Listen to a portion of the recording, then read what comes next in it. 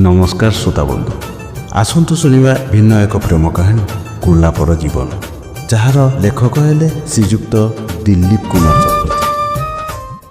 कहानी आरंभ हुए एक चरित्र जो चरित्रर नाम है जीवन पट्टनायक। ओडिशार केउ एक पल्ली अंचल राजधानी भुवनेश्वर को उच्च शिक्षा निमंते आसीथिबा एक चरित्र। आउ ए कहानी को आगु को बढ़ाइबा कहले आउ गोटे चरित्रर मध्य आवश्यकता रही। से चरित्र हेले गोलाप स्वाई। राजधानी रे जन्मित पिता मातांकर एकमात्र कन्या रत्न। बापा थिले सरकारी चाकरी। गोलापर शिक्षा ग्रहण राजधानी रे ही होइतिला। संजोगवशत जीवन और गोलाप दुई जनकर पाठपढ़ा एक कॉलेज रे होइतिला। स्नातक पाठपढ़ा समय रे दुई जन परस्पर उत्तम बंधु होई सारिथिले। गोलापर घर को जीवनर अबाध प्रवेश थिला। केवल राग रुषा समय को छाड़ीदेले गोलापर बापा माँ मध्य जीवन को पुओठू भली श्रद्धा करुथिले। निजर पुओ नथिले त स्नातक पर बाणीविहार एका विभाग में दुई जनकर नाम लेखा होता। सांग होई पाठपढ़ा, ग्लास कैंटीन कॉफी पिया, परिजा पाठागार में पाठपढ़ा, बुलाबुली रे बेस समय अतिबाहित हो जाउथिला। जीवन गोपबंधु छात्रावासर छात्र थिला। गोलाप किंतु निज घर जीवा आसिबा करुथिला।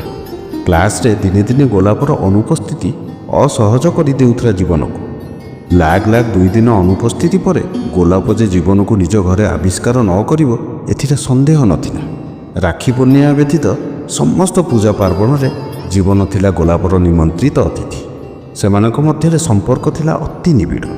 रागिले बही खाता पपड़ा पपड़ी कथबार्ता बंद, परस्पर को देखि न देखिबार अभिनय मध्य थिला। मान अभिमान दुई दिन रु केबे अधिक रुहेनी। कली तुटाइबा पई अन्य काहार आवश्यकता मध्य पड़ेनी। निसंदेह कहुपे जे बाणीविहार 2 वर्ष उभयों जीवनर अभूला अनुभूति बहन करुला। स्नातकोत्तर पाठ पर जीवन फेरी नथिले निज गाँव को, बरं से छात्रावास तल श्रेणीर पिलांक पई उद्दिष्ट एक कोठरी रे रोउथला। उद्देश्य थिला आईएएस पई पढ़ापढ़ी करिबा। सेदिन गोलाप कहिथिला तार बापा एक भल विभागर प्रस्ताव आनिथिले। पिलाटी रेलबाई रे एक उच्च अधिकारी अछंती। माँ को मध्य प्रस्तावटी भल लागिछि। सेमाने आसंता रविवार दिन तांको घर को देखा आसबे। गोलाप जीवन को कहला, तू निश्चय आसबू, मते भारी डर लगुच। दुई जनकर कथोपकथन रे परस्पर को तू ता नाम रे संबोधन करिबा प्राय 5 वर्ष तलू थिला। जीवन गोलाप को कहिथिला, डर कौन पई माडुची? सेमाने कोन बाघ ना भालू ना भूत? सेमाने तते देखिबे, तू सेमाने को देखिबू। तापरे किछि प्रश्नोत्तर कार्यक्रम, तत्परे चा जळिखिया, परे नमस्कार पर्व और विदाय। एथिरे डरिबार कौन अछि जे? तू प्रश्नर उत्तर भावी चिंती दबु, कहीं जीवन सौदा कथा ना। गोलापर प्रश्न थिला। सेमाने तो मो फोटो नहीं देखिचंती, पुणी मते कौन देखिबे? जीवन कहला, तू फोटोरे टिके कम सुंदरी देखा जाऊ, ता छड़ा फोटोरे तू कथा कहूना ना। बोधे सेथिपई तोर कौड़िया कंठस्वर शुणिबा पे। हसी कहला जीवन, हाँ सेदिन सकाळू मु जीवी, सबू तैयार करि देई आसीबे। मात्र दिन 11टा पर मोर गोटे परीक्षा अछि, मु रही परिबि नहीं। ता छड़ा मोर सेठी की काम जे? हौ आउ बेसी कुहालिया हो ना, निश्चय आसबू। गोटे देखारे गोलापर बाहागर फाइनाल हो गला। जुलाई 15 तारिख। सेदिन गोलाप घरे आलोचना रे जीवन भी जने सदस्य थिला। ता सहित गोलापर कका मामू बापा एमाने सह मिसी किपरि बाहागरटा धूमधाम रे ओ जाक जमक रे होई परिबो से संपर्क रे आलोचना करिथिला। जेते हेले गोलाप गोटिए बोली झियो, ए समस्त संपत्तिर अधिकारी। ए पैसा धन संपत्ति सबू तो तारी पे।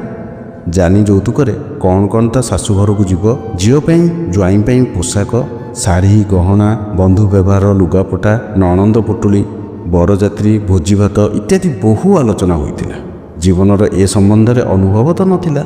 से केवल जो दायित्व ताकू दियाजिव ताकू सुचारू रूप से करने बद्ध परिकल्प होइतिला। सेदिन अति आनंदर दिन थिला जीवन पर। ता गोलापर बाहागर बहु दायित्व मध्य से मझिरे जाई गोलापठार बुझी आसुला। आउ केउथरे उणा नथिला तो।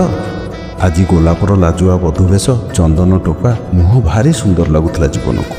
बाहागर राजधानी एक ना करा होटेल होइतिला। बर बरजात्री बंधुबांधव भारी खुशी जना पड़ुथिले। होटेल आयोजन भोजीभात मध्य चमत्कार होइतिला। बाहागर परे गोलापर विदाय दृश्य अत्यंत कारुण्यभरा होइतिला। समस्तଙ୍କ आखिरे दुख और आनंदर आश्रु थिला। जीवन देखिछि ए दृश्य अति गरीब घरे और अति अभिजात्य घरे मध्य अछि। घर को लास्यमय और हास्यमय करी रखिथिबा ଓ ସମସ୍ତଙ୍କ ଉପରେ କର୍ତ୍ତୃତ୍ୱ ଜାହିର କରୁଥିବା, ସର୍ବୋପରି ସମସ୍ତଙ୍କର ଅତି ଆପଣାର କରିଥିବା ଝିଅଟିକୁ ଯେତେବେଳେ ବିଦାୟ ଦିଆଯାଏ, କହନ୍ତି ସେତେବେଳେ ଘର ପାଖରେ ଗଛଲତା ପଶୁପକ୍ଷୀ ମଧ୍ୟ ଲୋତକ ଗୋଡ଼େଇଥାନ୍ତି। ଜୀବନ ତ ଗୋଲାପ ସହ 5 ବର୍ଷ ବିତାଇଛି। ଯେତେବେଳେ ଚାହିଁଛି ତାକୁ ଦେଖା ହୋଇଛି, ଯେତେବେଳେ ଚାହିଁଛି ସେତେବେଳେ ତା ଉପରେ ରାଗିଛି। 5 ବର୍ଷର ହସ ଖୁସିର ସମ୍ପର୍କର କ'ଣ ଏଇଠି ଯବନିକା ପଡ଼ିଯିବ? କିଏ ଜାଣେ ଗୋଲାପ ସହ ଆଉ ଦେଖା ହେବ କି ନାହିଁ। ଏହି ଭାବନାରେ ମନଟା ଭାରାକ୍ରାନ୍ତ ହେଉଥିଲା, ଅନ୍ତର କୋହରେ ଭରି ଯାଉଥିଲା। ଇଚ୍ଛା ହେଉଥିଲା ମନ ଭରି କାନ୍ଦିବା ପାଇଁ। ମାଉସୀ କହୁଥିଲେ, ଆମର ତ ପୁଅ ନାହାନ୍ତି, ଝିଅ ବିଦା ବେଳେ ଜୀବନ ତା ସାଙ୍ଗରେ ଯାଇ ଛାଡ଼ି ଦେଇ ଭଲ ମନ୍ଦ ଜିନିଷ ଦେଖି ବୁଝି ଆସିବ।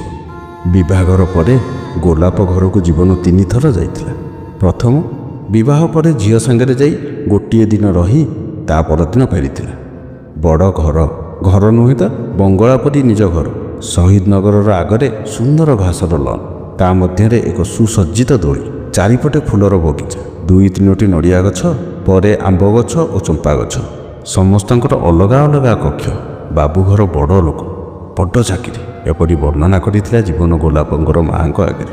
ସମସ୍ତଙ୍କ ମନ କୁଣ୍ଢେ ମୋଟ ହୋଇଯାଇଥିଲା। ଦ୍ୱିତୀୟ ଥର ଜୀବନ ଯାଇଥିଲା ଗୋଲାପଙ୍କ ଘରକୁ ଯେଉଁଦିନ OS ପରୀକ୍ଷା ଫଳ ପ୍ରକାଶିତ ହୋଇଥିଲା ଓ ଜୀବନ ସେଥିରେ କୃତକାର୍ଯ୍ୟ ହୋଇ ସେଦିନ ହାତରେ ଫୁଲ ତୋଡ଼ାଟିଏ ଧରି ଛୁଟି ଯାଇଥିଲା ଜୀବନ ଗୋଲାପ ପାଖକୁ। ବାହାର ଲନ୍ରେ ବାବୁ ବସି ଖବରକାଗଜ ପଢ଼ୁଥିଲେ। ବୋଧହୁଏ ଠିକ୍ ସେ ଚିହ୍ନି ପାରିନଥିଲେ। ପଚାରିଥିଲେ, କିଛି କାମ ଥିଲା ମୋ ପାଖରେ? ଜୀବନ କହିଥିଲା, ମୁଁ ଜୀବନ, ଗୋଲାପ ସାଙ୍ଗରେ ଦେଖା କରିବାକୁ ଆସିଥିଲି। ହଁ ଜୀବନ, ତୁମ କଥା ଗୋଲାପ ବେଳେବେଳେ ମୋତେ କୁହନ୍ତି। ହଉ ବସ, ମୁଁ ଡାକି ଦେଉଛି, କହି ବାବୁ ଭିତରକୁ ଗଲେ। ଘରୁ ସହସ୍ୟ ବଦନରେ ବାହାରିଥିଲା ଗୋଲାପ। ଆରେ ତୁ କେତେବେଳୁ ଆସିଲୁଣୁ? ଭିତରକୁ ଆସୁନୁ। ଆଉ ଖବର କ'ଣ? ବହୁ ଦିନ ହେବ ଦେଖା ନଥିଲା। ଜୀବନ କହିଲେ, ନା ପଢ଼ାପଢ଼ିରେ ବ୍ୟସ୍ତ ଥିଲି। ତା ଛଡ଼ା ତୁ ତ ଜାଣୁ ସନ୍ଧ୍ୟାରେ ଟ୍ୟୁସନ୍ ସାର୍ କାମ। ହଁ, ମୋର OS ଚାକିରି ହୋଇଯାଇଛି। କାଲି ପରୀକ୍ଷା ଫଳ ବାହାରିଲା। ମଉସା ମାଉସୀ ବି ଜାଣିନାହାନ୍ତି। ଭାବିଲି ଖବରଟା ଆଗ ତତେ ଦେଇ ଆସେ। ତୋ ମୁହଁ ଆଗ ମିଠା ହୋଇଯାଉ, ପରେ ଅନ୍ୟମାନଙ୍କର। ହସ ହସ ମୁହଁରେ ଗୋଲାପ କହିଲା, ସକାଳୁ ସକାଳୁ ଆଜି ଗୋଟେ ଭଲ ଖବର ଶୁଣାଇଲୁ, ବହୁତ ଭଲ ଲାଗିଲା। ଆଉ ପୋଷ୍ଟିଂ କେଉଁଠି ହେବ? ଜୀବନ କହିଲା, ମୁଁ ଜାଣିନି, ଖବର ପାଇଲେ ଆଗ ତତେ ଜଣାଇଦେବି। ଗୋଲାପର ଚା ଜଳଖିଆ ନିମନ୍ତ୍ରଣକୁ ଭବିଷ୍ୟତ ପାଇଁ ସ୍ଥଗିତ ରଖି ଜୀବନ ବିଦାୟ ନେଇଥିଲା ଗୋଲାପଠାରୁ ସେଦିନ। ତାପରେ ତୃତୀୟ ଥର ଦେଖା ହେଇଥିଲା ଜୀବନ ଆଉ ଗୋଲାପଙ୍କ ସହିତ। ଜୀବନର ପୋଷ୍ଟିଂ ଆଦେଶ ଆସିଯାଇଛି ସୁଦୂର କେନ୍ଦୁଝରରେ। ଆସନ୍ତା ସୋମବାର କାର୍ଯ୍ୟରେ ଯୋଗ ଦେବାକୁ ପଡ଼ିବ। ଖବରଟି ତୁରନ୍ତ ଗୋଲାପକୁ ଦେବାକୁ ପଡ଼ିବ। ଥରେ ଚାକିରି କ୍ଷେତ୍ରକୁ ଗଲେ ପୁଣି କେବେ ସମୟ ସୁବିଧା ମିଳିବ, ନିକଟ ଭବିଷ୍ୟତରେ ଆଉ ଦେଖା ହେବ କି ନାହିଁ କିଏ ଜାଣେ। ହେଲେ ଖାଲି ହାତରେ କିପରି ଯିବି ଯେ? କ'ଣ ବା ନେବ ତା ଗୋଲାପ ପାଇଁ? ବଜାରରେ ଖୋଜି ଖୋଜି ଏକ ଫଟୋଚିତ୍ର ପାଇଲା। ଏହା ନିଶ୍ଚୟ ତା ଘର ଲୋକ ସମସ୍ତଙ୍କର ପସନ୍ଦ ହେବ ନାହିଁ କିପରି? ଏ ତ ବିଶ୍ୱବିଖ୍ୟାତ ମୋନାଲିସାଙ୍କର ଫଟୋଚିତ୍ର। ଏହି ଫଟୋଟି ଗୋଲାପର ଶୟନ କକ୍ଷରେ ଲାଗିଲେ ତା ମୁହଁରେ ସବୁବେଳେ ମୋନାଲିସାଙ୍କର ହସ ଫୁଟି ଉଠିବ। ସେହି ହସରେ ତାର ସଂସାର ବି ହସି ଉଠିବ। ଫଟୋଟି ପ୍ୟାକିଂ କରି ସକାଳୁ ପହଞ୍ଚିଥିଲା ଗୋଲାପ ଘରେ। ପୂର୍ବ ପରି ବାବୁ ଲନ୍ରେ ବସି ଚା ପିଉଥିଲେ। ଏଥର ଦୂରରୁ ଦେଖି ଚିହ୍ନି ପାରିଥିଲେ ବୋଧେ। କ'ଣ ଜୀବନ ବାବୁ, ସକାଳୁ ସକାଳୁ କ'ଣ ଖବର? ହାତରେ ଏ କ'ଣ? ବସ, ମୁଁ ଗୋଲାପକୁ ଡାକି ଦେଉଛି। ବାବୁ କାହାକୁ ନିର୍ଦ୍ଦେଶ ଦେଲେ ମ୍ୟାଡ଼ାମକୁ ଡାକିବା ପାଇଁ। ଆପଣଙ୍କ ପାଇଁ ଏକ ଛୋଟ ଉପହାରଟିଏ ଆଣିଥିଲି, କହିଲା ଜୀବନ। ଆରେ ଏସବୁ କ'ଣ ଆବଶ୍ୟକତା ଥିଲା? ଆଉ ତୁମର ପୋଷ୍ଟିଂ ଆସିଗଲା କେଉଁଠାରେ? ବାବୁ ପଚାରିଲେ। ହଁ, କେଉଁଝରରେ, ଉତ୍ତର ଦେଲା ଜୀବନ। ଏହା ମଧ୍ୟରେ ଗୋଲାପ ଆସିଯାଇଥିଲା। ଆରେ ତୁ କ'ଣ ଦୂରକୁ ଚାଲିଯିବୁ ବୋଲି ଶେଷଥର ଦେଖା କରିବାକୁ ଆସିଗଲୁ? ଗୋଲାପର କଥା ନ ଶରଣରୁ ଉତ୍ତର ଦେଲା ଜୀବନ। ଏମିତି କ'ଣ କହୁଛୁ? ଏ ଘର କ'ଣ ମୋର ନୁହେଁ? ମୁଁ ଯେତେବେଳେ ଚାହିଁବି ଆସିବି, ଯେତେବେଳେ ଚାହିଁବି ଯିବି। ତୁ କିଏ? ପଚାରୁନୁ ବାବୁଙ୍କୁ। ବାବୁ ହସି ଉଠି କହିଲେ, ହଁ, ତମ ଘର, ତମେ ଦୁହେଁ ବସି ଆରାମସେ କଥା ହୁଅ। ମୋର ଅଫିସ୍ ଟାଇମ୍ ହେଲାଣି, ମୋତେ ପ୍ରସ୍ତୁତ ହେବାକୁ ପଡ଼ିବ। ବାବୁ ଉଠି ଚାଲିଗଲେ ଘର ଭିତରକୁ। ଫଟୋ ଫ୍ରେମ୍ଟିକୁ ହାତରେ ବଢ଼ାଇ ଦେଉ ଜୀବନ ପଚାରିଥିଲା, ଆଜି କ'ଣ ଚା ପିଆ ପର୍ବ ସରିଗଲାଣି? ଆରେ ନା, ତୁ ବସ୍, ମୁଁ ଏଇ ଗଲି ଆଉ ଆସିଲି। ଲନ୍ରେ ଏକୁଟିଆ ବସିବାକୁ ଭଲ ଲାଗିଲାନି ଜୀବନକୁ। ଉଠି ଠିଆ ହେଲା। ଫୁଲ ବଗିଚା ଆଡ଼େ ଧ୍ୟାନ ଦେଲା। ବହୁତ ସୁନ୍ଦର ହୋଇଛି। ରଙ୍ଗ ବେରଙ୍ଗର ଫୁଲର ସମାହାରରେ ବଗିଚାଟି ଚମତ୍କାର ଦିଶୁଛି। ଏହି ଛୋଟ ଗୋଲାପ ବଗିଚାଟିରେ ବିଭିନ୍ନ ପ୍ରଜାତିର ଗୋଲାପ ଗଛ ଲାଗିଛି। ଗଛଗୁଡ଼ିକରୁ ବୋଧେ ଗୋଲାପ ତୋଳା ହୁଏନି। ଗୋଲାପ ଫୁଟେ ଅନ୍ୟକୁ ଆନନ୍ଦ ଦେବା ପାଇଁ, ପରେ ନିଜେ ଝଡ଼ିଯାଏ। ଯେକୌଣସି ଦେବାଦେବୀଙ୍କର ମସ୍ତକରେ ଶୋଭା ବଢ଼ାଏ ନାହିଁ। ଚମକି ପଡ଼ିଲା ଜୀବନ। ପଛରେ ଚା ଟ୍ରେ ହାତରେ ଧରି ଠିଆ ହୋଇଥିବା ଗୋଲାପର ପ୍ରଶ୍ନରେ। ଇଏ କ'ଣ ଦେଖୁଛୁ? ଏ ନା ଗୋଲାପ। ହଁ, ମୁଁ ତୋର ଏଇ ଗୋଲାପ ବଗିଚା ଦେଖୁଥିଲି। ବହୁତ ଭଲ ହୋଇଛି ଉତ୍ତର ଥିଲା ଜୀବନର। ହଉ ହଉ, ଭାବୁକ ହୁଅ ନାହିଁ, କବି ହୋଇଯିବୁ। ଚା ପିଇବା। ଦୁହେଁ ଲଡ଼୍ରେ ବସି ସେଦିନ ଖୁସିରେ ଚା ପିଇଥିଲେ ଓ ଅନେକ ପୁରୁଣା କଥା ମନେ ପକାଇ ଖୁବ୍ ହସିଥିଲେ। ବେଶ କିଛି ସମୟ ପରେ ବିଦାୟ ନେବା ସମୟ ଆସିବାରୁ ଗୋଲାପ ସେଦିନ ତା ବଗିଚାରୁ ଏକ ଛୋଟ ଗୋଲାପର ଚାରାଟିଏ ଉପହାର ଦେଇଥିଲା ଜୀବନକୁ ଏବଂ କହିଥିଲା, ଏଇଟିକୁ ନେଇଯା, ଯେଉଁଠାରେ ରହିବୁ ସେଠି ଲଗାଇବୁ ଓ ସବୁଦିନ ମୋତେ ଦେଖୁଥିବୁ। ଚାରାଟିକୁ ଧରି ଆନନ୍ଦରେ ବିଦାୟ ନେଇଥିଲା ଜୀବନ। ଚାକିରି ଜୀବନ ଆରମ୍ଭ ହୋଇଥିଲା କେନ୍ଦୁଝରରେ ଚିରାଚରିତ ସରକାରୀ ଚାକିରି। ସରକାରୀ ବାସଗୃହ ବଡ଼ ବଙ୍ଗଳା ନହେଲେ ବି ଛୋଟ ନୁହେଁ। 3ଟି ଶୟନ କକ୍ଷ, ଗୋଟିଏ ବ୍ୟବହାର କରେ ଜୀବନ। ଶୟନ କକ୍ଷରେ ଗୋଟିଏ କାନ୍ଥ ଆଇନା, ଗୋଟିଏ କାନ୍ଥ ଆଲମିରା ଓ ଗୋଟିଏ ଟିଭି। ଡ୍ରଇଂ ରୁମ୍ରେ ଗୋଟିଏ ସୋଫା। ଘର ଆଗରେ ଛୋଟିଆ ବଗିଚାଟିଏ। ଗୋଲାପ ଦେଇଥିବା ଗୋଲାପର ଚାରାଟି ସେହି ବଗିଚାରେ ଅତି ଆଦରରେ ଲଗାଇଛି ଜୀବନ। ଗାଡ଼ି ନଥିବା ଗ୍ୟାରେଜ ଘରେ ବାସ କରୁଥିଲେ କରିମ ଚାଚା ଓ ତାର ବେଗମ। କାହିଁ କେଉଁ କାଳରୁ ସେମାନେ ଅଧିକାର କରିନେଇଥିଲେ ସେହି ଘରଟି। କେତେ ସାହେବ ଆସିଛନ୍ତି ଯାଇଛନ୍ତି, ମାତ୍ର ତାକୁ କେହି ବେଘର କରିନାହାନ୍ତି ସେଠାରୁ। ବୋଧହୁଏ ସେ 2 ଜଣଙ୍କର ଆକୁଣ୍ଠ ଆତିଥ୍ୟ ପାଇଁ। କରିମ ଚାଚା 7 ବର୍ଷ ତଳୁ ସରକାରୀ ଚାକିରିରୁ ଅବସର ନେଲା ପରେ ମଧ୍ୟ ଅଫିସ ଯାଆନ୍ତି। ଜୀବନ ବାବୁଙ୍କର ଖାଇବା ପିଇବା, ଟୁର୍ରେ ଯିବା ଆସିବା, ଘରେ ଶୋଇବା ପର୍ଯ୍ୟନ୍ତ ସବୁବେଳେ ସେବା ଦେବା ପାଇଁ ପ୍ରସ୍ତୁତ ମଣିଷଟିଏ। ଜୀବନ ବାବୁଙ୍କର ବଗିଚାର ଯତ୍ନ ଦେବା ଦାୟିତ୍ୱ ମଧ୍ୟ ତାଙ୍କର। 7-8 ମାସ ବିତି ଯାଇଛି। କାମ ମଧ୍ୟରେ ସବୁକିଛି ଭୁଲି ଯାଇଛନ୍ତି ଜୀବନ ବାବୁ।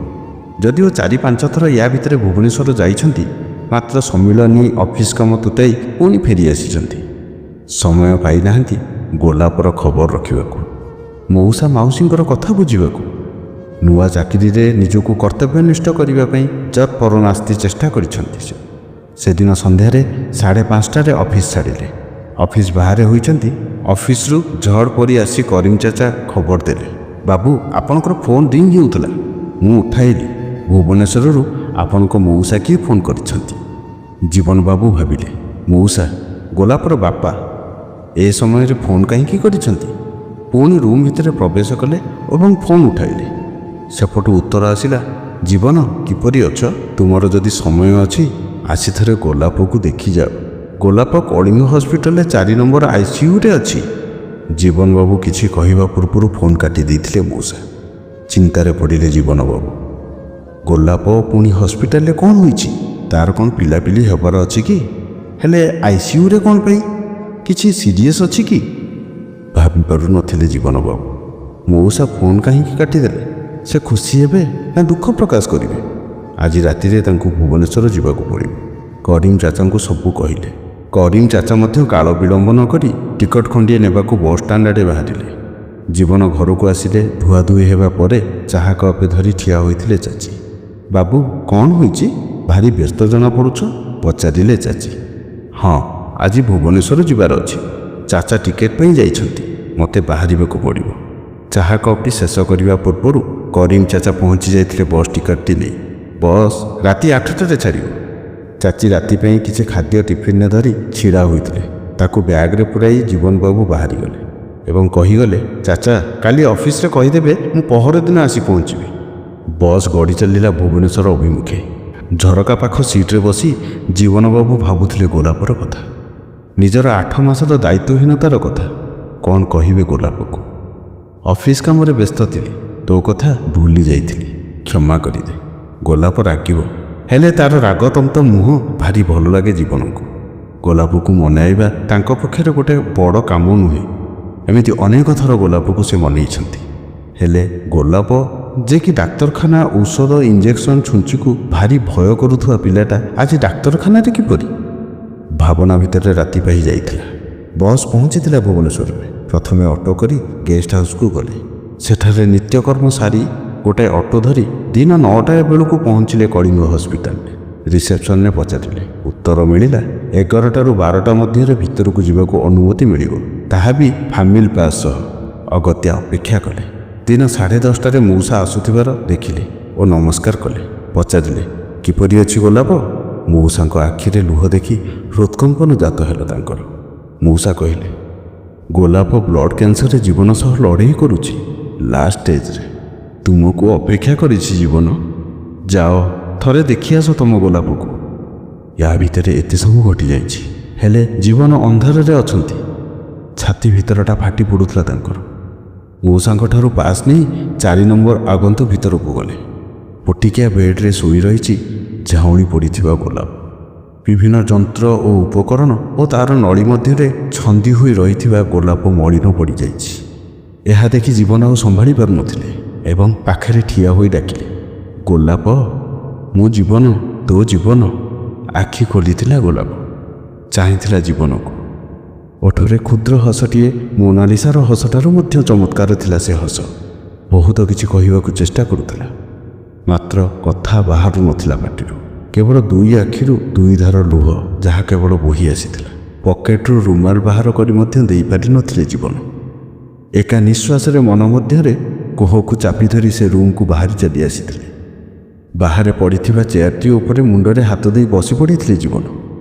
କେତେବେଳେ ମଉସା ଆସି ପିଠିରେ ହାତ ରଖିଥିଲେ।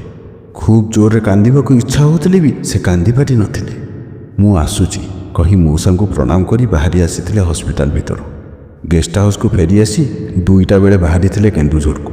ରାତିରେ କେନ୍ଦୁଝରରେ ପହଞ୍ଚି ରୁମ୍କୁ ଚାଲିଗଲେ। ସେମିତି ଖଟରେ ଲୋଟି ପଡ଼ିଲେ। ତା ପରଦିନ ସକାଳୁ ଚିରାଚରିତ କାର୍ଯ୍ୟାରମ୍ଭ। ଅଫିସ କାମରେ ମନ ଲାଗୁନଥିଲା। ଉଦାସ ମନ ଓ ନୀରବ ଭାବନା, ଛାତିର କୋହ, ଅସମାହିତ ପ୍ରଶ୍ନ ଶରୀରକୁ ବିଭତ୍ସ କରିଦେଉଥିଲା। ଭୋକ, ଶୋଷ, ନିଦ ସବୁକିଛି ହଜିଯାଇଥିଲା ଜୀବନର। ପୁଣି ସନ୍ଧ୍ୟା ହେଲା। ସେହି 5ଟା 30। ଜୀବନ ଅଫିସ ଛାଡ଼ିବା ପାଇଁ ପ୍ରସ୍ତୁତ ହେଉଛି।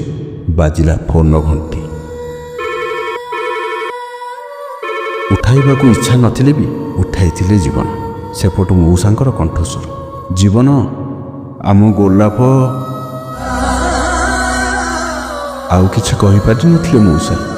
ଖାଲି ଶୁଭୁଥିଲା ସମସ୍ତଙ୍କର କ୍ରନ୍ଦନର ସ୍ୱର। ଠିକ୍ ଯେମିତି ତା ଶାଶୁ ଘରକୁ ବିଦା ଦେବା ବେଳର ରେକର୍ଡ ଶୁଣୁଥିଲେ ଜୀବନ। ଫୋନ୍ଟିକୁ କେତେବେଳୁ ରଖି ସାରିଥିଲେ ଜୀବନ। ଛିଡ଼ା ହୋଇ ଭାବୁଥିଲେ ଝଡ଼ା ଗୋଲାପର କଥା। କରିମ ଚାଚାଙ୍କର ଡାକରେ ଧ୍ୟାନ ଭଙ୍ଗ ହେଲା। ବାବୁ ଯିବା? ହଁ କହି ଜୀବନ କରିମ ଚାଚାଙ୍କର ପଦାନୁସରଣ କରି ଘର ପର୍ଯ୍ୟନ୍ତ ଆସିଥିଲେ। କହିଥିଲେ, ଚାଚା, ମୋର ଆଜି ରାତିରେ କିଛି ଖାଇବାର ନାହିଁ କି କିଛି ଦରକାର ନାହିଁ, ମୋତେ ଡାକିବ ନାହିଁ। ଭିତର କବାଟ ଦେଇ ବେଡରୁମ୍କୁ ଯାଇ ବେଡ୍ ଉପରେ ଲୋଟି ପଡ଼ିଥିଲେ। ଦୀର୍ଘ 7 ବର୍ଷର ସମ୍ପର୍କକୁ ମିଶାଣ ଫେଡ଼ାଣ କରିଚାଲିଥିଲେ ଜୀବନ। ଜୀବନ ଅଙ୍କର ଉତ୍ତର ଖୋଜୁଥିଲେ, ହେଲେ କୌଣସି ପ୍ରଶ୍ନ ଆଜି ସମାଧାନ ହେଉନଥିଲା। ଉତ୍ତର ବାହାରୁ ନଥିଲା। 7 ଘଣ୍ଟା ବିତି ଯାଇଥିଲା। ସକାଳ ହୋଇଯାଇଥିଲା। ପେପରବାଲାର ପେପରଟା ଫିଙ୍ଗା ଶବ୍ଦରେ ଉଠି ପଡ଼ିଥିଲେ ଜୀବନ। ବେଡରୁମ୍ର କବାଟ ଖୋଲି ବାହାରକୁ ଆସିଲେ ଓ ମୁହଁ ଧୋଇଲେ ବେସିନରେ। ପେପର ଧରି ଲନ୍କୁ ଚାଲିଲେ ସବୁଦିନ ପରି। ଲନ୍ରେ ପୂର୍ବରୁ ପଡ଼ିଥିବା ବେତ ଚେୟାରଟି ଉପରେ ବସିଲେ। ଇଚ୍ଛା ନଥିଲେ ବି ପେପର ପୃଷ୍ଠାକୁ ଓଲଟାଇଥିଲେ। ପେପରରୁ ମୁହଁ ଉଠାଇ ଲନ୍ ଆଡ଼େ ଚାହିଁଲେ। ଆଖି ଅଟକିଗଲା ଗୋଟିଏ ଗଛରେ ଓ ସେହି ଗଛରେ ଫୁଟିଥିବା ପ୍ରଥମ ଫୁଲ ଉପରେ। ଲାଲ ଗୋଲାପ। ଗୋଲାପ ଦେଇଥିବା ଚାରାଟି ଆଜି ଗଛରେ ପରିଣତ ହୋଇଛି। ସେଥିରେ ଲାଲ ଗୋଲାପ ଫୁଟିଛି। ସେ ଫୁଲ ତାଙ୍କରି ଆଡ଼କୁ ଚାହିଁ ହସୁଛି, କହୁଛି, ଜୀବନ, ମୁଁ ତୋରି ପାଖକୁ ଫେରିଆସିଛି। ମୋ ପାଖକୁ ଆ, ମୋତେ ଅତି ନିକଟରୁ ଦେଖ, ମୁଁ ତୋର। ଅଜାଣତରେ କେତେବେଳେ ଜୀବନ ଗୋଲାପ ଗଛଟି ନିକଟକୁ ଚାଲି ଯାଇଥିଲେ ଓ ନିକଟରୁ ନିରୀକ୍ଷଣ କରୁଥିଲେ ଲାଲ ଗୋଲାପଟିକୁ।